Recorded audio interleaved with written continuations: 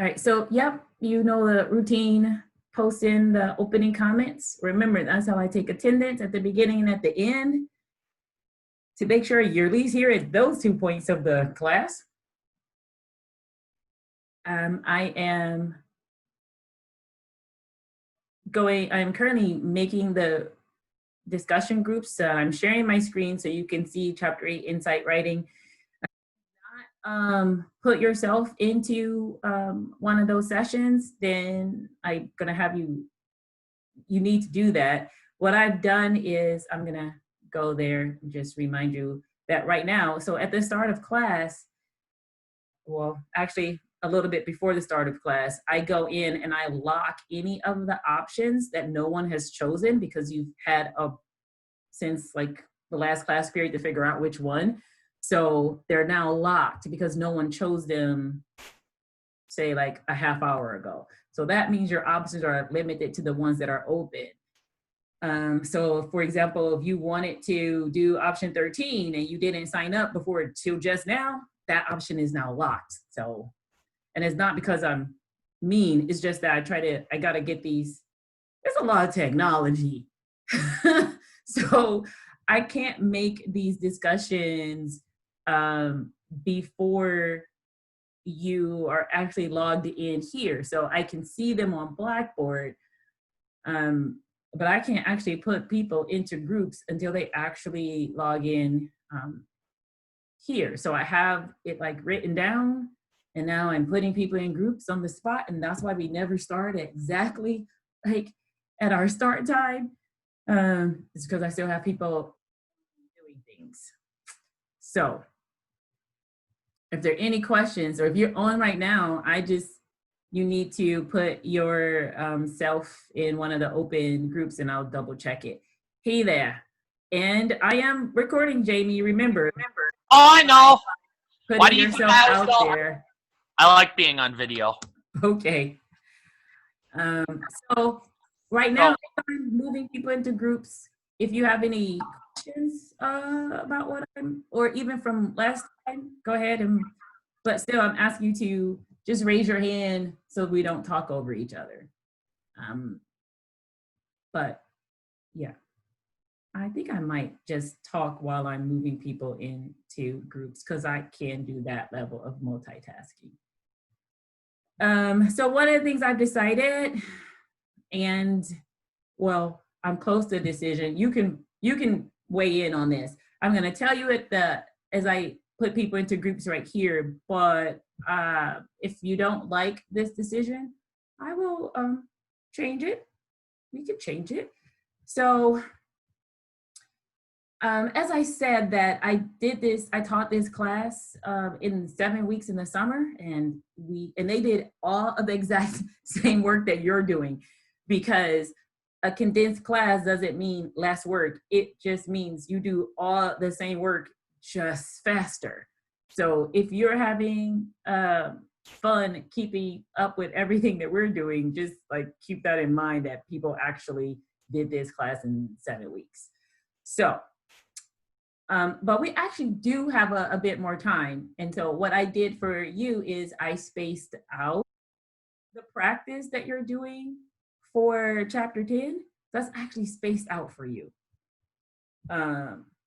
And not so much spaced out for, it wasn't spaced out for my other class.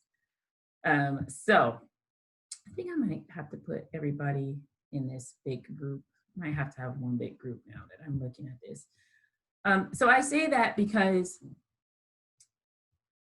yeah, if you're struggling, just imagine doing all this in 7 weeks. And so that my 7-week class, they actually didn't have any time in between talking about all 8 chapters and moving directly into the workshops.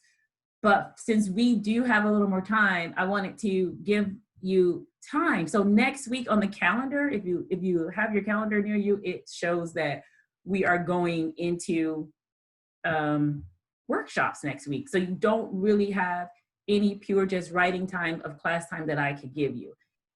And I want to kind of give you that.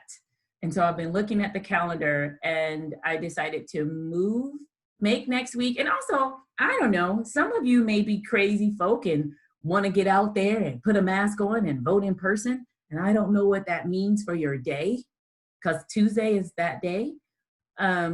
So keeping that in mind, what I decided to do is we do have time, and I want to have part of class where we just go through the process and get your minds ready for how we're going to do the large class workshops, which is literally you reading a piece to everyone in class and everyone in class giving you some feedback. That is overwhelming in and of itself. But that is, it's great when it works, it's beautiful, but it can be a little bit overwhelming.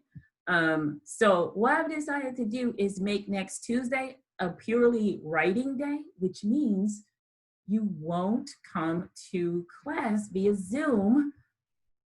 It's sort of like when I give you the in-class writing time and you, I give you that in-class writing time and you check in, but on Tuesday, you won't come to Zoom at all. And I'm gonna go over this a bit. I'm just putting it out there to you now, like this is sort of where my mind is. And then on Thursday, we will resume class.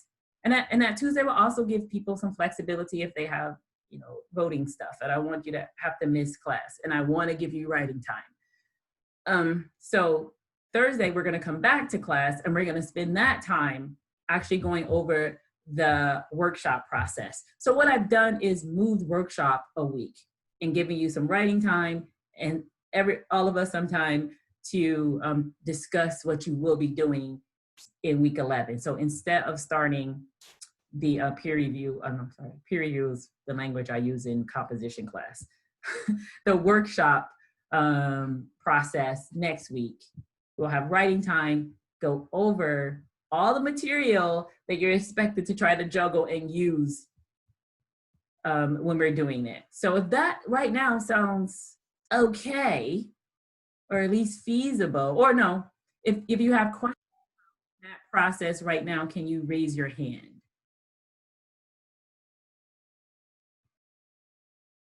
All right, I think I see.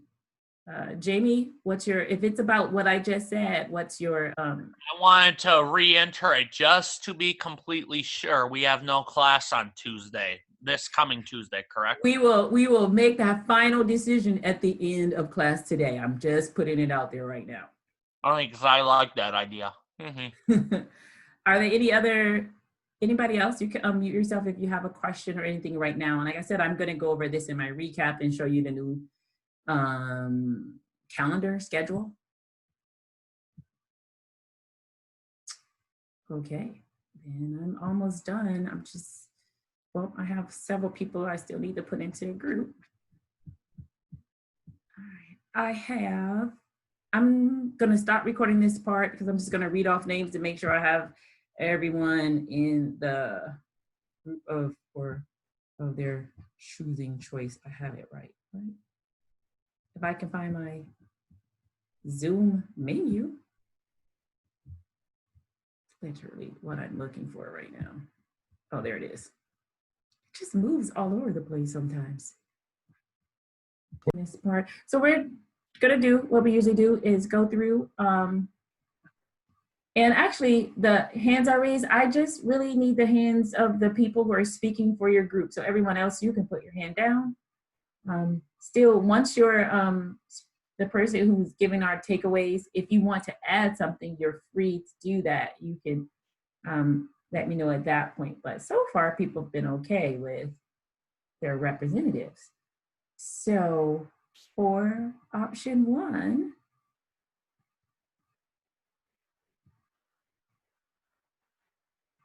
it's, I took away, I forgot powers. That is, I'm going to give away. I'm going to trust you now and give these powers to mute and unmute back, because right now we should just have the speakers for each group and our takeaways. Come on.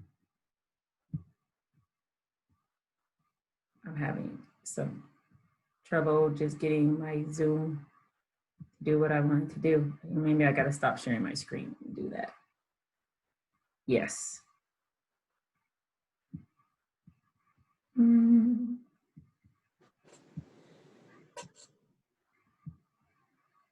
Still, okay, come on, Zoom, work with me.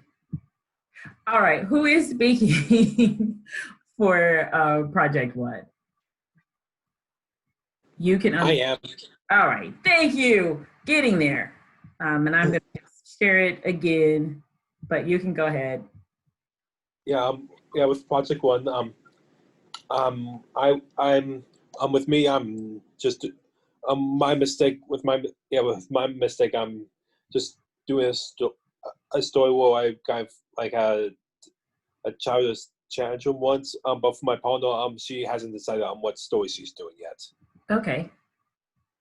But even giving that, so everyone's working on some aspect of a project that's trying to get you to focus and talk about how you, as a writer, is going to create insight.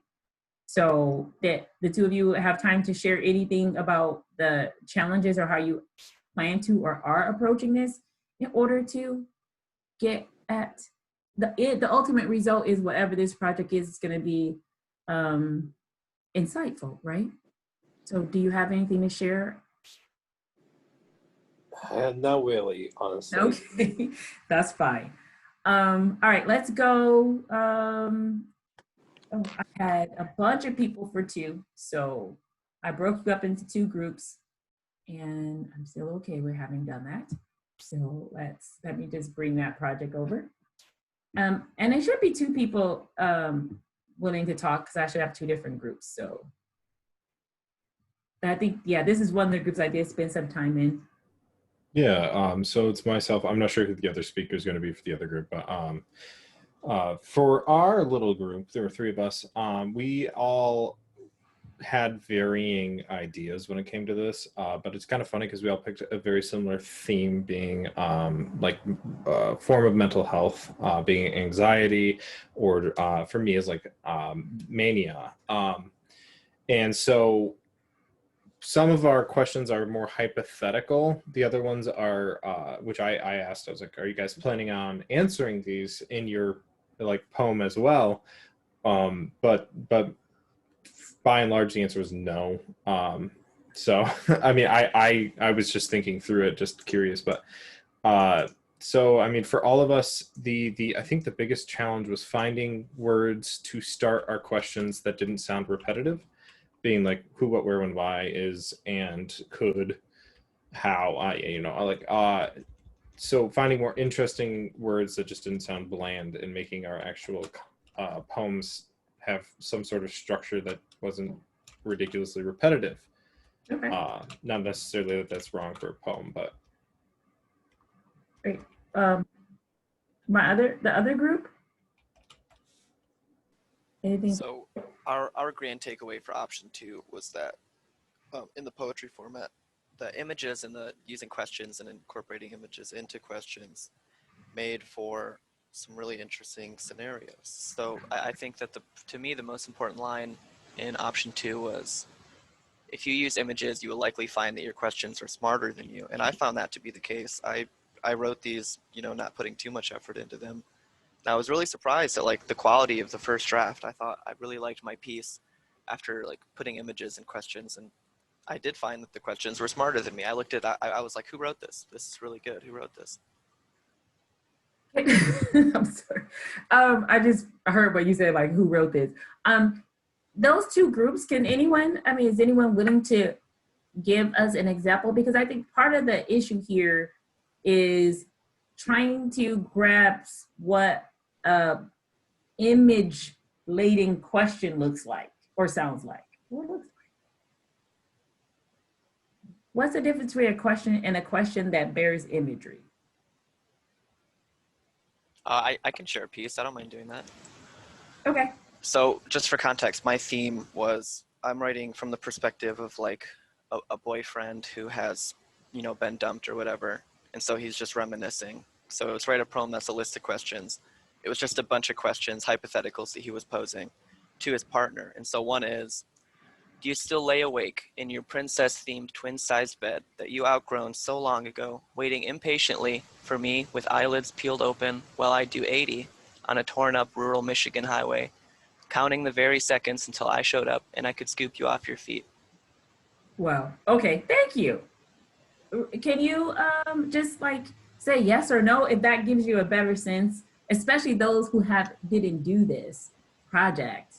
So yeah, it's just those layers of details and description in question format.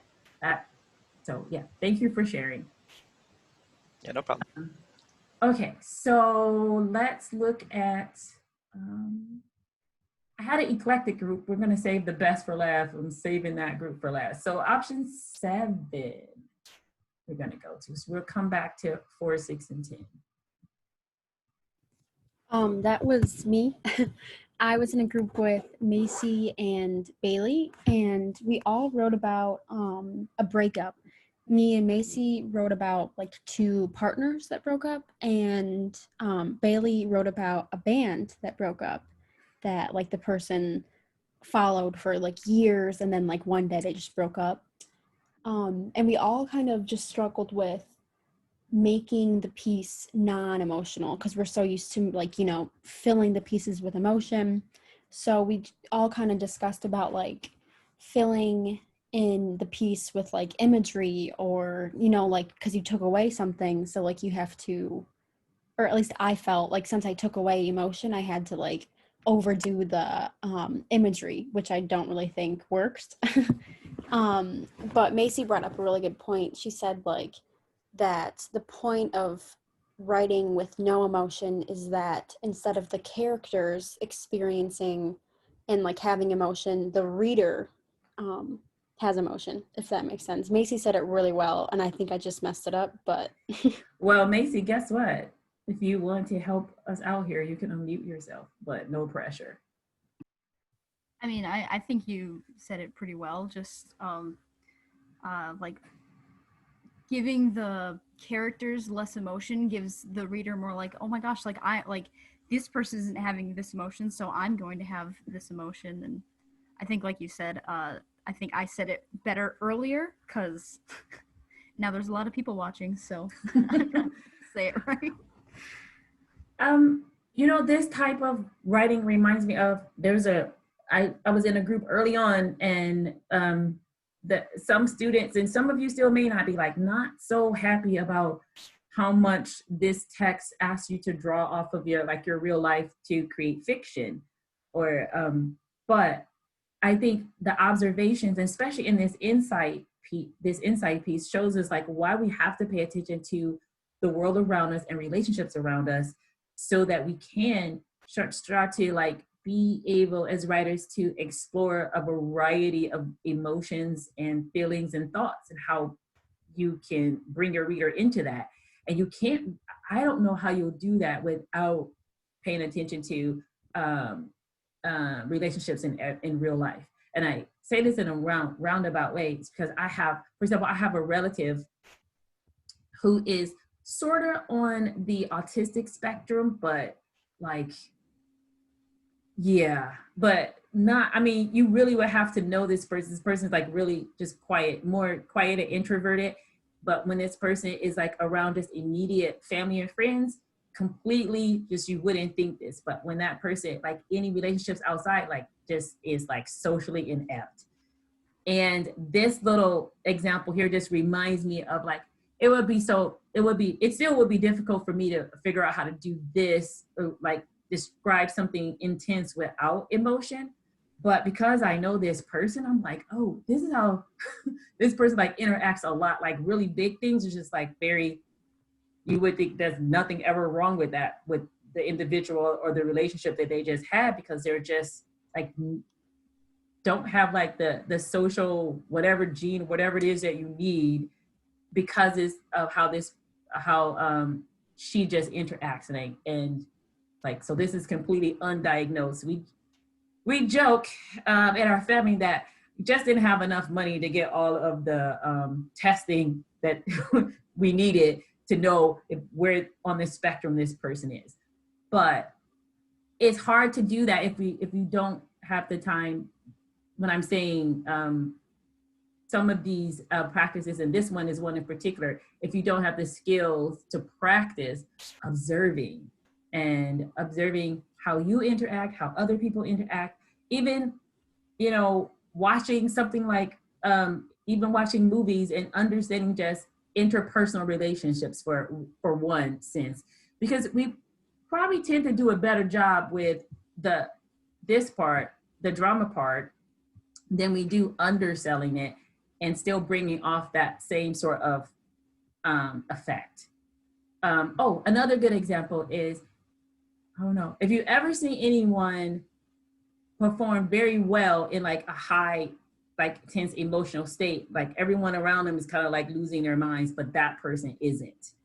And that is this, I think, like for me to even get inside of how do you create these kinds of feelings or emotions or insights. And it goes back to, I think we were talking earlier when, with the gestures, with the Robinson, like how gestures belie the actual circumstances. So how people act, you need to know, if you have the circumstances around it, that you can tell a completely different story than what people are actually doing. And in this case, it's asking you to actually write it that way instead of juxtaposing the gestures as opposite of the feeling. And of that, I think I wore out enough of droning on about this one. All right, 8, no? Yes. All right.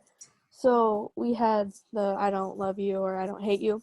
And as a group, we found it kind of easy to like think about like what to write about the person. But since the I don't hate you, we had to focus on like the little aspects. That was a little difficult for us. And initially, like, we didn't know what you were talking about with using skills. And so we were talking about that as a group. And for this one, it just says like write a poem and then list it. So we were like, the main skill we were thinking about needing is obviously, as you were talking about, you need insight to your past and relationships, but also you kind of need like skills for just like creativity and how to write a poem. Is like, it just says write a poem. So like you could write it with like, there are many ways to write a poem. And so it's completely up to you to be creative. And we found that interesting how it doesn't really say how to write it, just like write it and then like list everything. So we were yeah. Sorry. I forget, did you say that most of the people in the group found it was easy to do or challenging? We thinking about it, we found it like easy to like think about it, but like since most of us did the I don't hate you, we had to like dumb the big things down to make it like the little aspects. So that was a little hard. But for the So most part, you didn't do both of them? I don't love you or I don't hate you? Or no, for this part, the I don't hate you, is that what you said? That was the more challenging. Yeah, because you had to use the tiny aspects and not the large ones. Okay. So the people who did that one found it a little difficult to like to not focus on the large ones. Okay.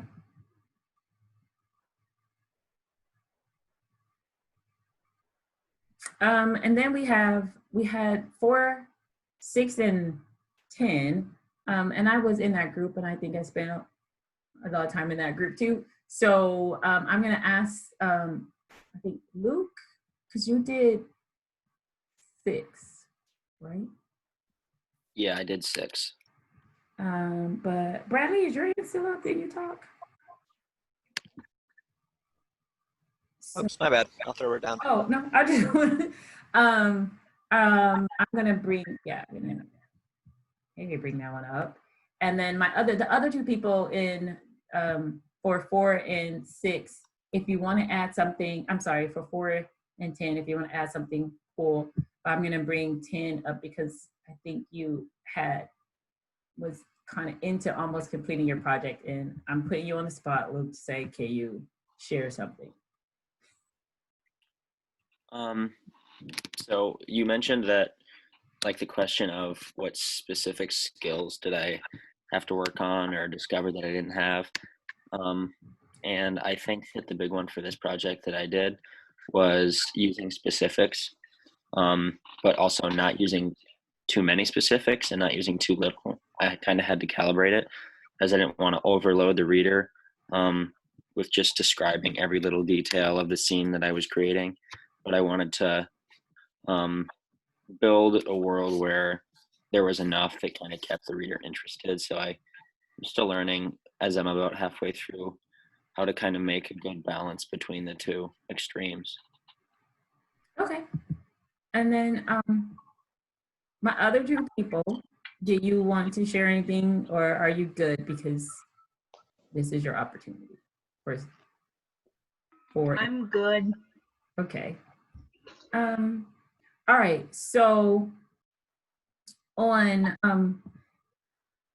this chapter, so chapter 8, I hope you can see, well, I don't hope. Do you see why chapter 8 is positioned where it is? Like, this is like the last chapter on strategies. This is just a few minutes of like report out of, do you see why chapter 8 is like the last chapter we get before next chapter is revision. So for anyone, can you share your thoughts on how chapter 8 is figured in so far and what we've covered so far as we continue to practice creative writing? Like, what would have been if chapter 8 was like earlier, considering what you've looked at so far? Nothing. Good, Lee? I think it needed us to understand the rest of the parts of creative writing before it had us do insight, because if it was put earlier, then we wouldn't understand what exactly they mean, because we didn't understand the rest. Okay. And do you feel like what you've done in chapter 8, do you get a sense of like you're getting introduced to entirely new concepts, or is this like you need to have some way to maneuver through chapters, specifically 3, the building blocks chapter 3 through 7, in order to make 8 make some sort of sense? So, or are you able to take the time now? So like next week, between now and next week, you're going to move into like, all right, what are my pieces going to look like? Are you able to see like some strengths and weaknesses from yourself from chapters 3 through 7 specifically? Does 8 help you? Because for maneuver and think about what your specific skill sets are, not just from chapter 8, but what do you need from the other chapters in order to improve, is what I'm asking.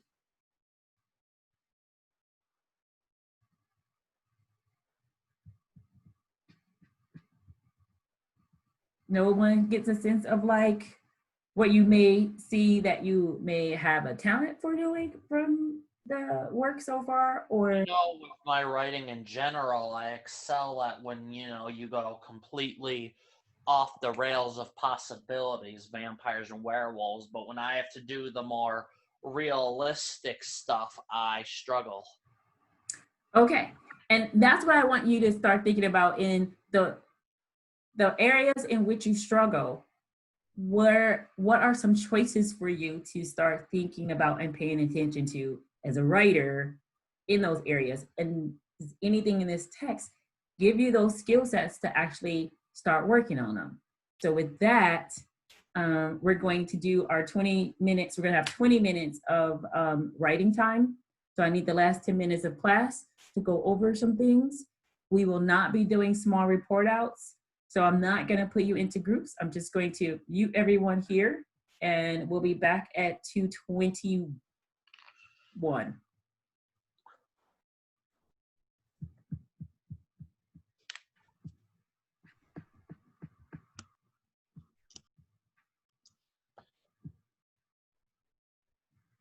Oh.